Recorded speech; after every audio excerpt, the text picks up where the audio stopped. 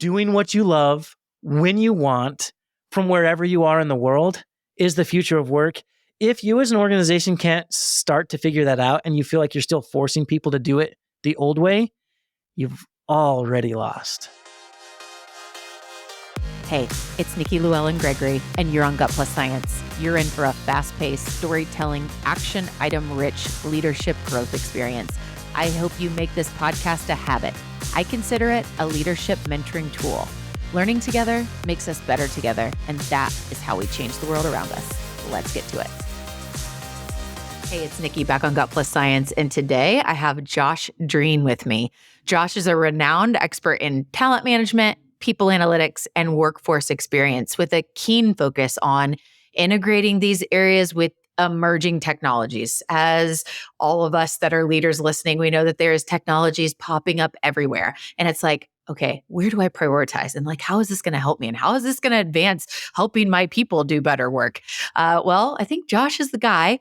And you can just summarize him, I think, in innovation, leadership, and moving the workplace forward, and all of us that work in that workplace. So Josh is the co-founder of Work3 Institute, and he specializes in enhancing workforce strategies through innovation. He also has a role as a workforce advisor at the Harvard Innovation Labs, where this just further shows us his commitment to transforming workplace dynamics. So you see, like, of course, like why we want to have Josh on this show. But the topic that we're talking about today, I'm so fired up about. And it's a mission for me right now to help leaders understand that we cannot keep doing things the way we did. And we will not attract the future generations that need to work in our workplaces for these companies to stay if we don't change. And so the title of our episode, the focus for our conversation is Traditional Employment is Dead. So Josh, your book is titled Employment is Dead. So you helped me with this powerful title for this episode. Man, that is a bold claim. So welcome to the show. Tell us about why this title. Tell us why traditional employment no longer works. Yeah, Nikki, thank you so much for having me on the show. It is such an honor and a privilege to be here. You know, I have been listening to the podcast, been such a fan for so long. This is like pre-pandemic. I was building a startup out of the Harvard Innovation Labs. And I would ride on my skateboard from Southie in Boston to Cambridge. And I would just have Gut Plus Science in my ears because we were building an employee engagement platform. Me and my co-founder were really excited about employee engagement, employee experience, how we can do it better. And, you know, what we were building is kind of interesting. You know, we'll get to the question in just a sec, but the startup was we were pioneering sentiment analysis in real time. That is a fancy way for saying employee engagement surveys never made sense to me. It was like once a year, a long survey. Employees are not being honest with you because it seems a little bit perfunctory. So what do we do to collect real-time feedback in a way that doesn't interrupt the workday and in a way that helps employees want to be honest? That's the big challenge that I've always been the most excited about. And that's why I've loved the podcast. The title Employment is Dead kind of comes from that employee experience, employee engagement lens, right? I've spent a lot of time in the trenches with these vendors, with startups, with thought leaders on trying to understand how do we build a better experience for employees in today's workforce. And I find that is the wrong question. That is the theory that I've come to, is that companies either don't want to do employee engagement based on the system that has been established, or they can't do it fast enough to attract this emerging workforce that is empowered with many different options and doesn't have to do it your way. And so when you see this push and pull of the older generation leadership saying, well, Gen Z is just lazy, they're the hardest generation to work with, I call BS. I look at the younger generation as extremely motivated, as ambitious, excited for emerging technologies, and they are finding non-traditional work opportunities that don't fit the mold. They don't want your traditional 9-to-5. They don't want to climb mom and dad's corporate ladder because it just doesn't make sense to them anymore. And I think that should be a huge red flag, especially as we look at engagement today being the lowest it's ever been. What is really going to happen with all of this? And our stake in the ground, me and my co-author, Deborah Perry-Pashoni, who is incredible, by the way. I can't wait to introduce you to her, is that employment is dead. Traditional work models that we have been running with for a long time are broken. It no longer serves us in a world where we have to be agile and incorporate new technologies quickly and engage our people in a way that they want to be engaged with. Employment is it's like putting, Model T parts on a Ford Mustang. We can't be putting Band-Aid fixes on the workforce. And so I guess that's the premise. I'd love for you to kind of pick something out of there and we can kind of move in that direction. Well, Josh, I think more of it is about like, where do I even start? Because I want to talk about so much. And I'm like, I know that people want these shorter episodes to consume, but we're going to have to, navigate this delicately. So first, I just want to say thank you for being a longtime listener. I did not know that. So it's been a heart project and lots of passion put into this. So it's always nice to hear that. Thank you. And I think that one of the things that I want to start with, I have a few. One of them is making sure that these listeners understand. And also too, I want to learn when you say non-traditional options. So just so people that might have this hat on right now, this way of being that they're like, well, of course they have to come to work here. They're going to have to fit in. They're going to have to, but no. And you're saying there are so many non-traditional options. What does that look like? Give us some examples so that we all can be on your same page. Yeah, let's start at a high level and then we can dig in as we go along, right? IKEA just announced that they will hire digital employees in Roblox and pay you an hourly salary. There are so many kids out there who are obsessed with Roblox, and to continue to do exactly what they are doing on their couch playing this video game, but getting paid to engage and interact with clients of IKEA in this IKEA world in the metaverse, it's a huge opportunity. Or how about a supercharged gig economy where I am not working for one company 9 to 5 doing exactly what they tell me to do. Rather, I'm working on several projects for several companies across several organizations, mixing and matching streams of income and having a flexible life that makes sense to me.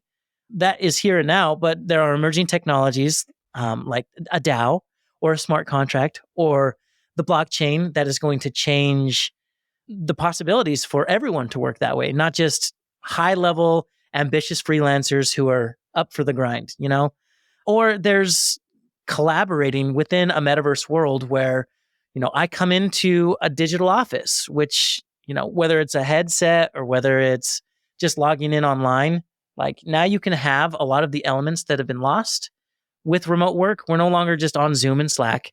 We are within an actual workplace. And, the serendipitous water cooler chat comes back. Or being able to run up to your boss and ask a quick question without interrupting an entire flow of the workday. So there's so many smart people right now who are working on the problems that employees are feeling and creating solves that are way more attractive than looking at a job description, watching 1,000 resumes get sent out and having to just be a good little soldier, So I fear that this is kind of a blind spot for a lot of companies because we do talk about technology in silos. What is AI? I'm more interested in how does AI supercharge all of these other technologies and vice versa. So good. Well, I will say, you're just so on the forefront of this and sharing like what's happening with IKEA. That's like breaking news, newer things, right? And let's go all the way down to what most of us see and use every day, like Amazon or Uber. So Uber is a great example of non-traditional, right? Like, and it's been there for a while, or Airbnb, right? Like you can create income with the car that you have or the house that you're not using. So that is a very basic example of a brand or brands that we all use. And another one like Amazon. All of us use Amazon pretty much, right? The percentages are pretty high. And we can get behind certain brands that we use all the time and we can naturally say they're like changing our lives. Oh my gosh, I look 10 years younger, right? And you've got this whole campaign for a skincare line and you're making incredible money that, is available through these things that didn't used to be. And so however we need to see this, I think that the key takeaway here is leaders, we must understand that the non-traditional options of work are loud and abundant. There's tons of them. So it's now a challenge that says, okay, how do we attract people to want to do it this way, the more traditional way? I would love to dig in based on what I have read about this book that is coming out of yours that is Employment is Dead. So cool. You make this case around decentralized work. And I think it's important for leaders to understand what is that and why is that important to understand. Maybe tell us some stories about what that looks like as well. You queued that up so perfectly, Nikki. Thank you so much. I mean, let's cue it up by looking at some of the brands that you looked at. Amazon and Uber and Airbnb, the sharing economy, if you will, where I, as just a normal human being, have an asset and I'm leveraging that for additional income. In theory, that is a great system, but we're watching this peer-to-peer economy fall on its face in a way because Uber, in order to be profitable, is kind of falling back onto some of these traditional ways of work, which is let's scale back on how much we're paying our people. A centralized group of decision makers are holding all of the power. And so you're seeing a lot of Uber drivers on TikTok complain about how they just drove for an hour for $1 tip and $2 from the app. It used to make sense. It doesn't make sense anymore. And why? For me, it's the argument between centralization and decentralization. Centralization is what we're currently used to. Again, it's this top-down hierarchy. I have a manager, I have a manager's manager, I have a boss, and they're making decisions for frontline workers without giving them any sort of skin in the game. And so where is the ownership? If I am the one doing all the work, if I'm the one with the asset, why does Uber get to pocket most of the money that I am earning? And so a true peer-to-peer system isn't even possible without decentralization. Now we're talking about a group of individuals who don't need the middleman, right? If I'm a driver, why can't I just pull up the app? And why can't I just work directly with the person that I am driving for or who's going to be staying in my house? It hasn't really been possible to date. Right? We've seen examples like Zappos that have tried to decentralize. It just hasn't worked. But guess what? Emerging technologies are going to make it possible. So a great example, right, is let's look at Upwork. Upwork is a freelancing site, and you get on there and you say, here are my services, here's what I can do. And then we just hope that Upwork will, help me match with individuals that need my work, or I need reviews, or, you have an escrow account and there's fees that go along with this. So there's so much of Upwork kind of guiding the process at this point. Well, we can replace a lot of that with a smart contract, or we can verify that you actually have these skills on the blockchain.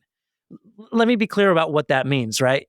If you have a certain skill and you want to demonstrate that skill or prove that you have that skill, how do you do it in today's world? Right now, it's like a self-reported resume that you hope people will believe you're being honest. It's a self-reported LinkedIn page where here's my skills and here's maybe some endorsements. That's kind of a nice step. But what if you could verify that you have this skill in an instant? That's what blockchain does. I did this project, I got this rating, I've done the things to have these skills. And now you don't need a third party to verify. AI and blockchain will match you immediately on a project that will help you kind of launch in that direction. So I know I'm getting a little off topic here, but I would say, again, decentralization is essentially just removing the middleman. A smart contract doesn't need a lawyer anymore. It can be verified on the blockchain, and you can now work and get paid immediately. It's just as simple as opening the app. It's taken us so long to get to a place that we're truly valuing simplicity. It's like, why do we do all that stuff to check the box, and, write these big, long contracts? And, why? What is the purpose? It's like, get down to the heart of what it is. Allow people to sit in the right seat and thrive where they are, and reward them, and figure out the business deal in a non-authoritarian way. Right? I mean, it's not that hard. It's really not. It boils down to that. I mean, in some workplaces, the shift is going to be really hard because they're so far off base. But I want to talk about, the high disengagement issues, which is the opposite of meaningful work, right? See the bus stuff, right? But it's so profound. The reality is that the stats are really high. More people are disengaged than engaged. People and businesses thrive when people are engaged and love the work they do and the people they do it with. And I think the core of that is like meaning. That's what I go for, is meaning in what I'm doing. I have meaningful experiences with what I'm doing. So I'd love to hear from you, Josh. What is meaningful work to you from your angle, and how do we create meaningful work experiences? I love that. That's so great. And I'm so glad that you kind of brought us back to the simplicity of it all, right? Employee engagement is pretty freaking simple. It's a relationship, right? Treat people well, ask them what they want and need, and give it to them. And don't just treat them like a contract, right? Work today is contractual. One way, you pay me X amount of dollars, I do X amount of hours of work for you. That model does not make sense, especially when it's like, all right, you didn't do what I asked. Now I'm going to fire you and get someone in the seats to do that. Like, come on, is this freaking industrial age? Right? Like it's simple. We treat people with respect. And here's where we get really bullish on employment is dead, is because when you look underneath the hood and you truly ask employees, what do you want? And they say, I want a meaningful work environment. I want to be doing something with purpose. How many standard deviations are companies today currently away from actually making that a reality? And yes, we've got the Patagonias of the world who are creating so much meaning for their clients as well as their employees, but that's the outlier. So we write in the book about the 10 operating principles, 10 principles that are driving workers forward today. And when I'm speaking particularly to an HR audience or C-suite leaders, I say, can you offer any of these to your employees? And if the answer is no, why should they work for you then, right? Employee engagement started off as this idea of, if we have snacks in the break room, if we offer hot yoga, if we do all of these kind of these surface ways of engaging our people, then they'll be happy. But what they really want is flexibility. They want autonomy. They want ownership over the work that they do. They want a community. They want partnerships, not a job, right? And so those are some of the elements of our 10 operating principles. And let's just hone in for a second on flexibility. Ask a company today, can you offer employees the flexibility that they want and need? The answer has been a resounding no for a myriad of reasons. But every time you look at one of those reasons, there's a rebuttal from employees. Yeah, but we can be collaborative and we can work well creatively in the office. We kind of lose that synergy. Yes, but I don't really need that to do my job, or whatever the excuse is. Or yeah, but like the commute time is killing, like I'm way more productive at home. I'm putting in more, right? I'm just highlighting a very real, very now argument that's happening, and employers are going to lose. I am saying that boldly right now because we are in an employer's market, and yes, they have all the power and they're making all of the decisions, but it's not going to be forever. And when Great Resignation 2.0 comes around, it's not going to be jumping from job to job. It's going to be jumping from traditional employment to a Web3 model of work that makes way more sense to the life that I want to live. Spot on. Okay, I want to throw something at you. I want to just like have you analyze this and add to it while we're sitting here. So I use this tool. There are 5 questions that I use with all of my team members pre-hire. We go super deep on this, and then we do check-ins on this. It's called the Purpose Gap Matrix. So that's exactly, it's like we're finding the gap between full purpose and where are we, and then let's move forward in the gap, right? And so I have these 5 questions. So I'd love for you to listen to these 5 and then share with me from a kind of the 10 principles that you're sharing. Where would you add to this? And obviously I'm having you do this on the spot. So like, what's missing and maybe what needs added to or taken away, or consider this in another way? You game? Like, you cool with this? Let's do it. Real time. I love it. All right, here we go. So the Purpose Gap Matrix, if you think on a scale of 1 to 5, 5 being like hitting it out of the park, total purpose, 1 sucks. Okay, so number 1, my work uses my abilities. Number 2, the way I get to work fulfills me. Number 3, my rewards for my work are great. Number 4, I feel capable in the work that I'm doing. Number 5, My work is advancing my career. And so I'll just quickly summarize. Number one, I'm feeling like my strengths are being utilized. Number two, my work experience rocks. Number three, I feel this is a win-win. Number four, I feel confident in what I'm doing here to advance this mission. And number five, I feel as a person that I'm growing and developing. So just kind of quick thoughts on how do we make that better for the reflection for my team or what I've been doing for a while. I absolutely love those questions. They are spot on where we need to be today, right? It's like I love it, and so many organizations are just not there, right? Like, and so it's perfect. And honestly, we're pretty aligned in terms of we have a fulfillment matrix, right? This is a productivity fulfillment matrix, which essentially is our relentless drive for productivity often leaves fulfillment by the wayside.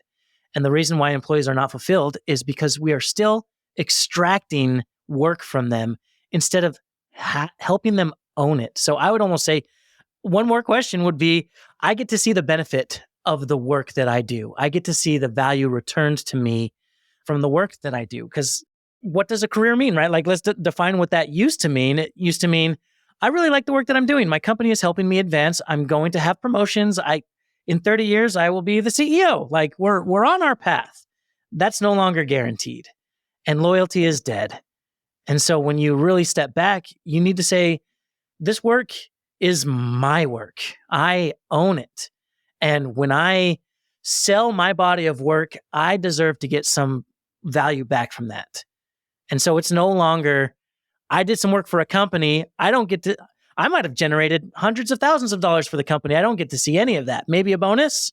Maybe they'll put me on the next project and burn me out. Like, these are some of the questions that a lot of people are asking. And so first off, I super absolutely love it. Second off, we really do need to redefine some of these elements. One last thing I will help define is the role of a manager. Management is a tool that we invented in order to complete tasks. That's what it originally was for. And it's taken on a different form. But when we shit all the time on managers, we're like, oh, I don't quit my job, I quit my manager. It's not necessarily their fault. It's the system. It's the tool. And so you look at companies like Bayer. Bayer Pharmaceuticals just announced that because they are going under and they are hurting and they are desperate, they are removing all middle layer management. All managers. You're all going to go be frontline employees again. We're going to give you decision-making power, and we're going to move fast and agile. And now, me as a CEO, I might not have as much control, but I've empowered my people and I trust them, and they're going to run with it and do amazing things. That to me is the only way that you get true purpose in today's workforce. Okay, I'm like having these off the cuff things here, but I feel like you're like great at playing with this. So you were saying something and getting to that like ownership and, someone feeling that they are making this impact by the time they spend. It's like they see it and they're being recognized for it. Okay, it made me think of two triggers. One, you said it in your example, which is the word manager. I've hated that word for so long. I can't even, I'm like, I hate it. So like, that's a trigger for me, the word manager. I get the concept, right? But it's like, and it's not a we thing. It's a us versus you versus I or whatever it is. And then the other one is they work for me or I worked for her. I'm like, why? Like, where did that even come from? It's again, going back to this like we thing in it together. Do you have any triggers or do you hate those too? Oh my gosh, I have so many triggers. We could do a whole episode on just like bad practices, bad jargon, bad vernacular that has creeped into the workforce because it's just always been there, right? The word employee itself. I am an employee. What does that mean? I don't like it. I know. So I have to go to work. Yeah, have to go to work. Oh, and why are Mondays terrible? Like when people, that's also been something for me. Yep, you're right. That's another episode. You'll be back soon. Just gonna soapbox it or whatever. Open the can of worms. But let's do this for just a second, right? Let's look at what Gen Z might consider a healthy work environment or might consider, the right process. We have proven that the system is broken, right? Go to school, get an education, take on all this debt. You'll find a great job. Off you go into your career. It is an absolutely is not true for the younger generation. Okay. Oh, wait, can I add something just to that little storyline? Yes, And please. wait for retirement to do all those dreams. Just wait for 30 years. Yeah. Well, we're going to add, just don't take work so hard. And man, we're going to celebrate when you don't take your PTO time, but work for that retirement date. I mean, come on. Okay. Anyway, go ahead. And we're family, except we make you feel guilty when you take the PTO, right? You and I have been studying this stuff and we see it so blatantly, right? And it's so hard when you've got a younger generation coming into the workforce and they're like, nope. And we're confused, like, why? This is the only option. How about you look at this option for just a second, right? I have an 8-year-old son. He loves to play Roblox. He loves to play Fortnite. In his little world, it's not just a video game. When you go in there, you actually have hundreds of thousands of options of rooms that you can go into and games you can play. And these are all user generated. So first and foremost, that's pretty cool that you can build anything you want in Roblox and build a world where you are inviting a community into the world and then monetize that through their developer exchange program. Like, that is pretty cool. And there's 12,000 creators. On average, they made $62,000 last year per creator. That's not an even split, but $62,000 a year creating a video game that I love and inviting my friends into the world and getting paid for that and having them build certain parts of the game and like kind of make it their own. This is the co-creation of the anything economy. That's exciting. And so there's that layer of like, oh, I found a game I like. We all go in there. There's a smart contract element. Here's 3 different elements in the game. Where do you want to go? All 100 people get to vote. The minute they vote, it executes and they go in that direction. And there's no arguing. There's no fighting. We just made a decision collectively and we moved in that direction. And so what looks attractive to them is, what if that same world existed in the world of work? I have these skills because I like the skills that I've developed. I have these worlds that I can go in to use my skills, and I get to actually contribute to the decision-making process. What I'm describing is kind of this natural Web3 kind of world of work. What if I, don't want to work mornings, but I work really great late at night? That's perfect. We'll put you on a team that makes sense. Or, I don't want to work for 3 years for a company. I just want to work for 6 months. Great. We'll find a project that matches that element for you. And so without getting into the technology, again, we're keeping it pretty simple. Doing what you love when you want from wherever you are in the world is the future of work. If you as an organization can't start to figure that out and you feel like you're still forcing people to do it the old way, you've already lost. But technology, you said something about, well, we probably won't go there, maybe get deep, but let's just keep it. I'm always trying to attack here's what I think a lot of the majority thinks. Let's just nip that if it's like not helping or helpful, And so I'll just keep on my trigger kick for a second. And we're going to talk about technology and AI just really quick, because I know that's your area. Okay. So public service announcement, AI was not built to replace people, right? Like, I have these horror stories that I have heard about things coming out and then announcements being sent to, employees to share with them that, we want to be a people first company. And so we want to give time and notice. But next year, we're going to be eliminating a third of the jobs, but we want to give you plenty of time. But, the whole like AI revolution came out. And so we're going to be, replacing you, but we want to give you plenty of time when we'd love to be of help. I mean, okay, so AI, are there places that AI replaces humans? Yes, there's some things. Most of the time, it is there to help us humans have better, meaningful work experiences where we're like more efficient. And we're like, dude, I'm like cranking stuff out here, like getting more done and all the things and feeling good about what I'm doing. So Josh, tell us your take on what role AI plays in all of this. I will share with you my personal experience and we can kind of unpack some stories here. Will AI take your job? Yes. The job that you hate. Hooray!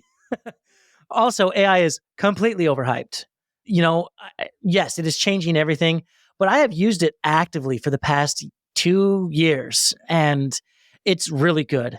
It's really helpful.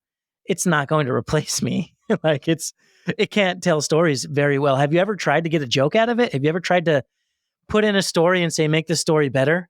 So For example, we're writing this book with Harvard Business Review Press. Employment is dead. We've obviously leveraged a lot of elements from AI, which is great because it can get us to an answer so much faster than Googling something.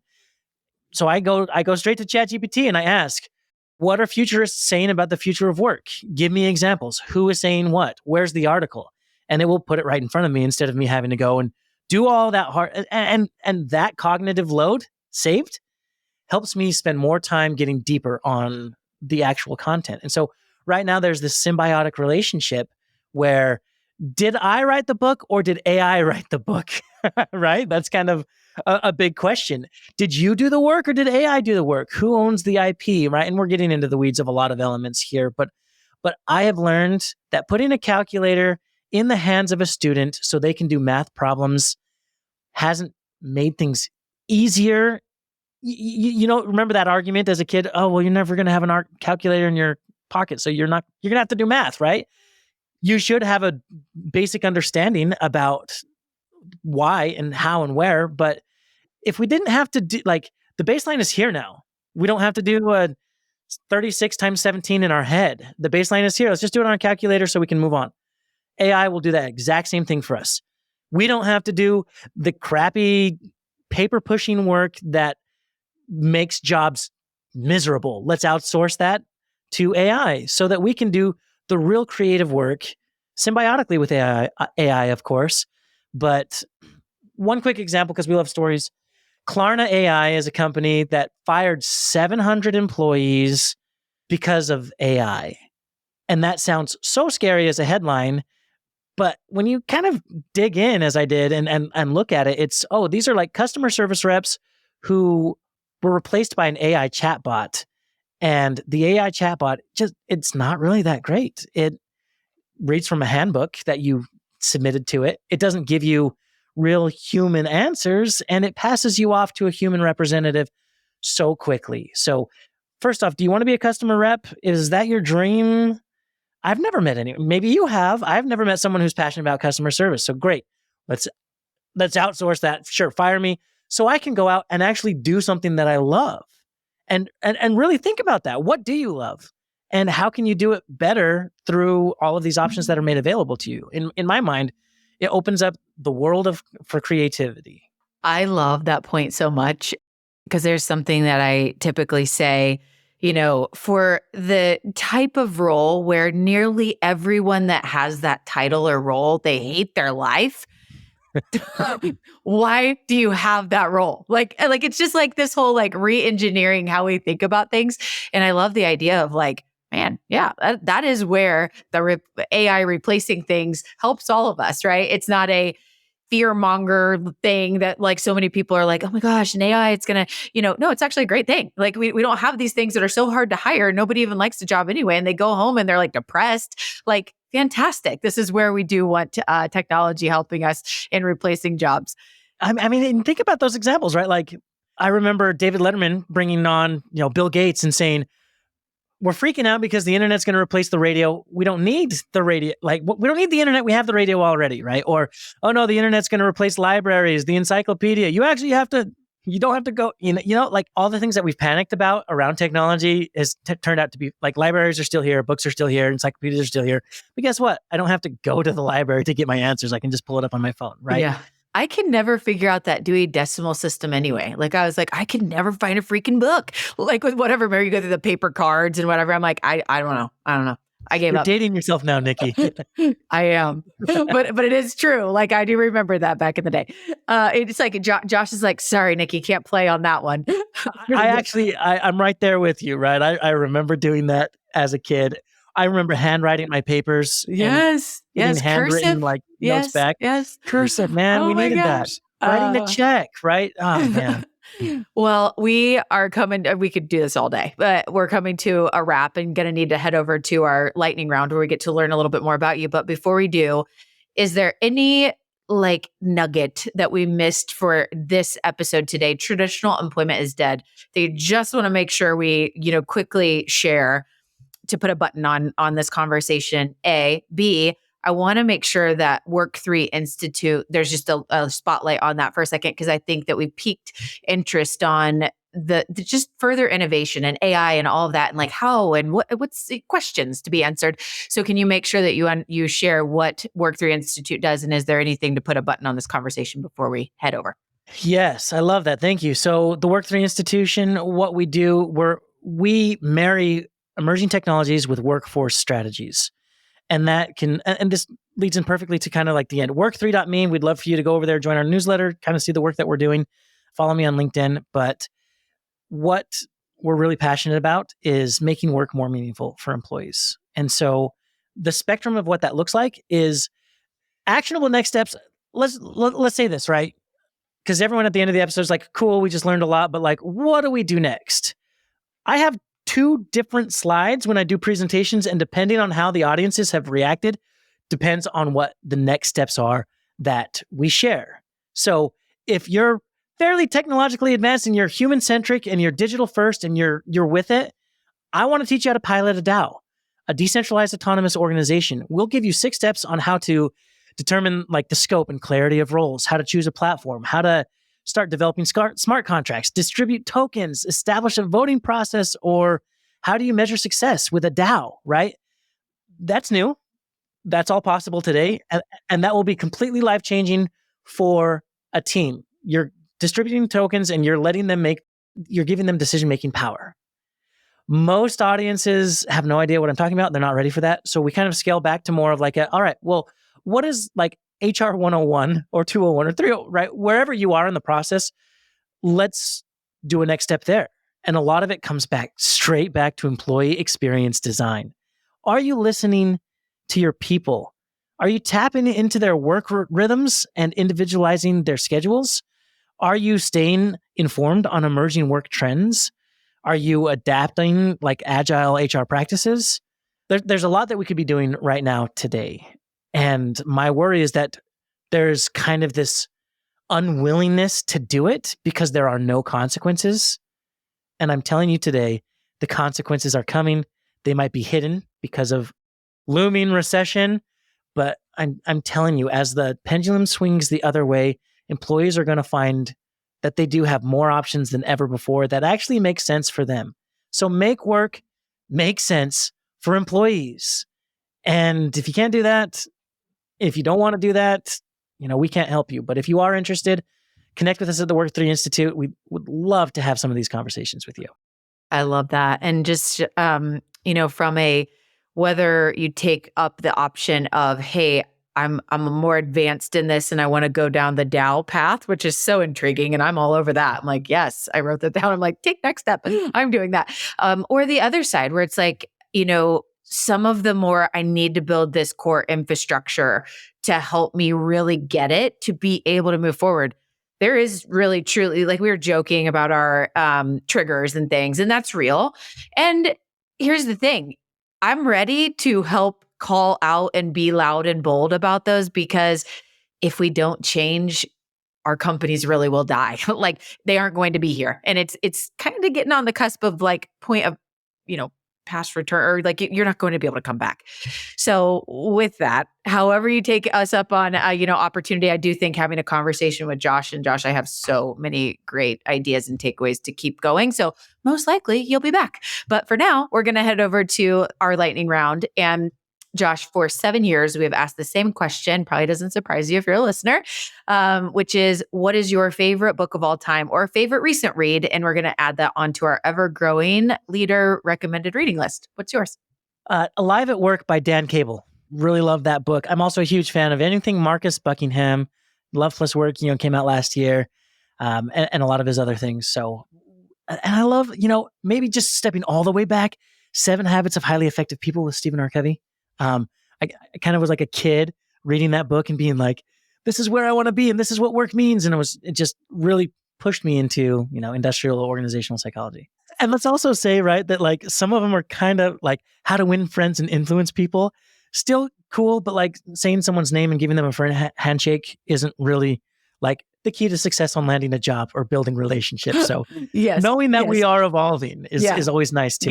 You gotta pick the things out of there. It's good roots, but yeah. And then, okay, a fact about you that gives a shock factor response for most when they hear this thing about you. What's that?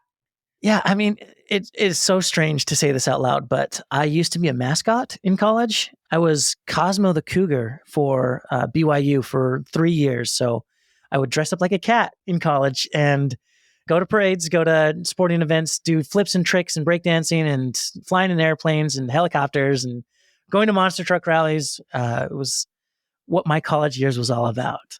As someone passionate about innovative marketing, I do have to say, if every podcast had a feature in there about like what animal you used to dress up as on the regular, right? Like not knowing what it is, like I promise you, like these listen numbers will go up with that little teaser because that is fantastic. I love it. If you were going to say a bulldog, I was going to fall over because I'm obsessed with bulldogs and I have one, and that was my mascot. I was like, listen, we're just in this to win this forever. So, okay, what is something that you're obsessed about, AKA you could just spend so much time on this, you lose track of time, and you just love to teach others. Like you're like, whether I get paid for it half the time, I just love doing it.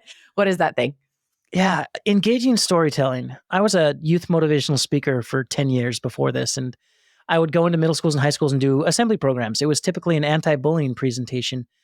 And man, I can't tell you how many times I'd seen speakers go in there and use scare tactics to get the kids to behave, or they're like some sort of successful nerd at this point, and they're like, I made it out and so can you.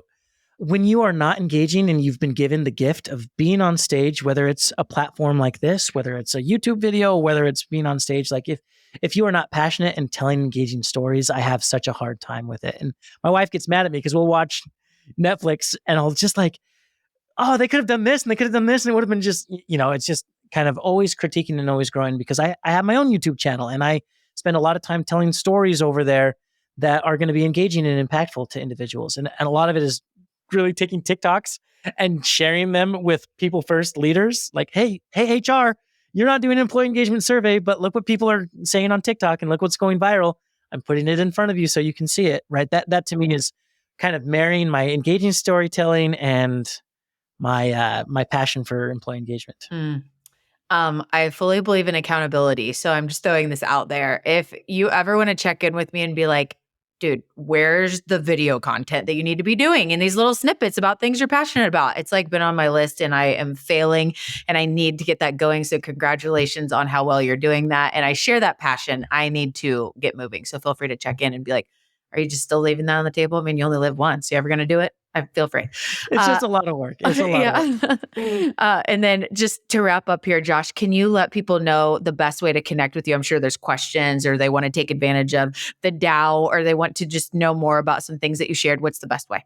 I am so active on every single social platform except for probably Facebook. So you can still find me there. But I mean, honestly, send me a DM on Instagram. Find me on LinkedIn. At Josh Drean is all of my socials. I make it very simple. At Josh Drean. Just Google me or your favorite app. Just do a quick search. Follow me. There's always content. There's always conversations being had. So jump in with us. And I would love to just hear your voice.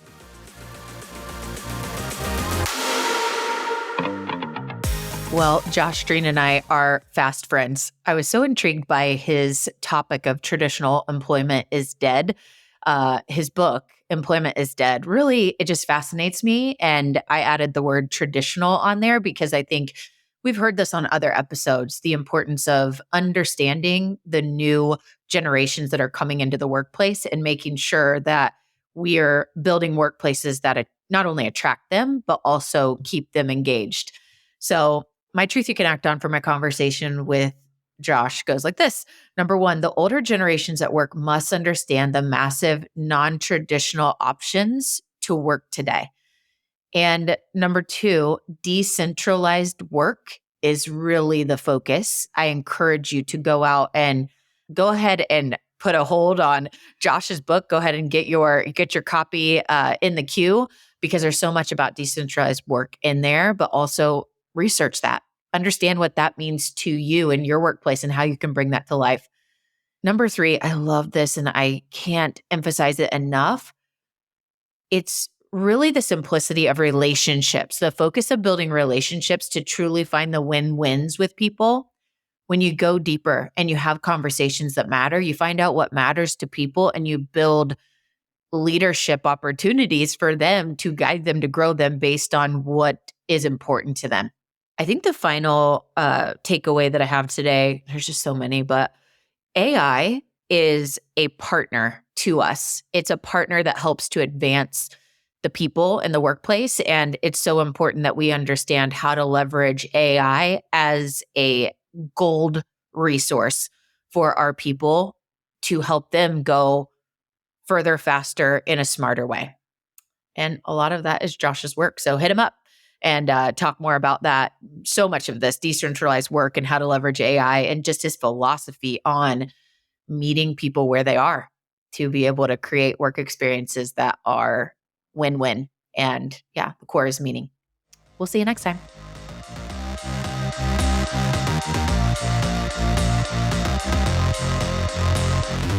We just left the world a little bit better. Now, go do something with it.